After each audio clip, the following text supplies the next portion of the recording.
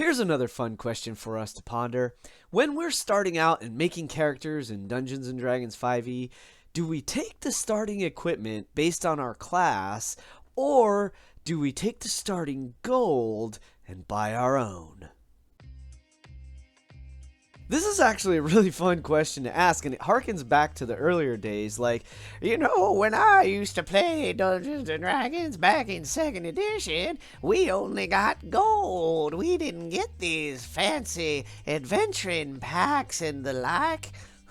so, it's fun because this is, of course, creating a character is just one of those fun, fundamental, and quintessentially pleasurable parts of creating or of playing the game. I think if you're playing Dungeons and Dragons, at least in my opinion, it has been one of the things I enjoy the most through the years. So for today's DnDaily vlog number 303, I thought I would talk about, that question, because actually my good friend Niffer on Twitter asked the great question about this of like, well, what do you choose? Do you choose the starting equipment, or do you choose the starting gold and buy your own stuff? And when I think back, I literally always used the starting gold when playing like Advanced Dungeons and Dragons in 2nd edition, and that was just the way it was done. And I think even in 4th edition, now I skipped over 3.5, I just didn't get to play it. I looked at it, I was interested in it, but none of my friends were, so I just never got around to playing it and trying it.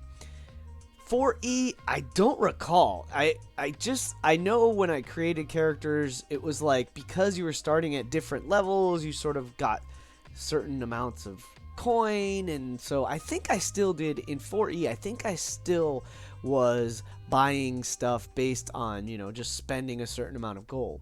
But once 5E came around, I switched.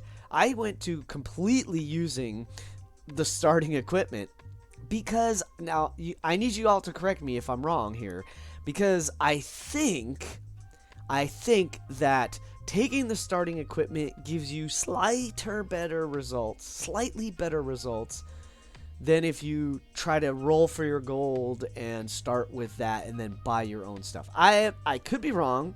That may be wrong, and it may be entirely based on how well you roll. But I feel like the 1 or 2 times I tried doing it that way, I was like, well, wait a minute. If I can only get this much or this equipment if I pay for it using the starting gold, but I can get all of this if I use the starting equipment. And basically I make some choices of like, okay, do I want leather or chainmail as a fighter, or do I want, this weapon or this weapon, or do I want the explorer's pack or the adventurer's pack, and so forth.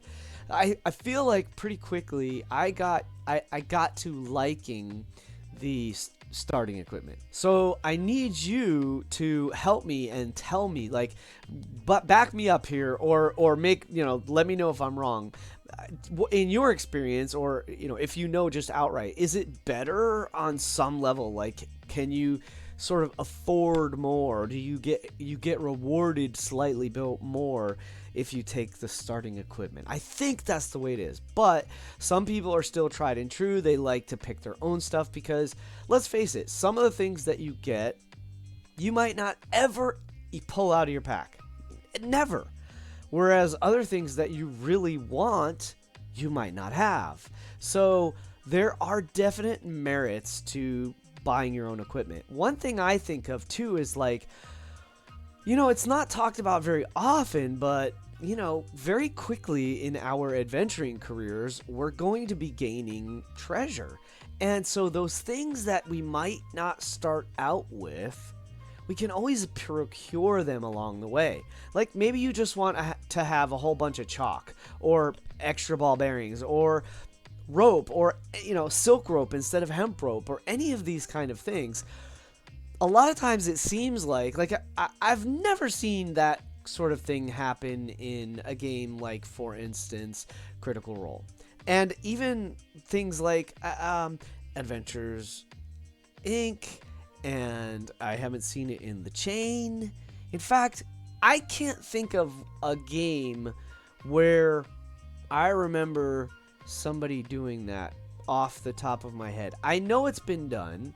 I know they did some of that in Deadwood, which was kind of cool. If you watch Critical Role's Deadwood, but that's not Dungeons and Dragons, right? They stocked up, which I thought was pretty cool. They stocked up on provisions before they left town, which is kind of fun, especially at lower levels, in my opinion. The equipment can play a bigger part in the game.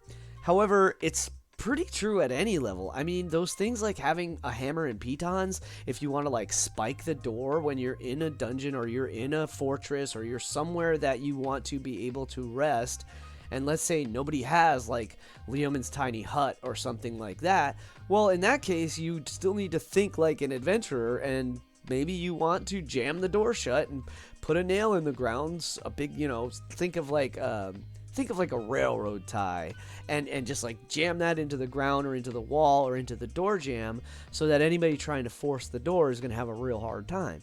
I mean, these are simple things that have been done for ages in the game, but depending on what class you start out in and what your personal preferences are, you might not have it.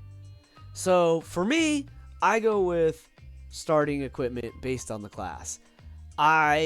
Maybe this is an argument for me to try doing starting gold the next time I make a character, and I want to know what you prefer. Thanks to Niffer again for providing this question for today's vlog, and hey, check out one of these videos. Keep rolling 20s. I'll see you tomorrow, and remember, it's your game. Play your way.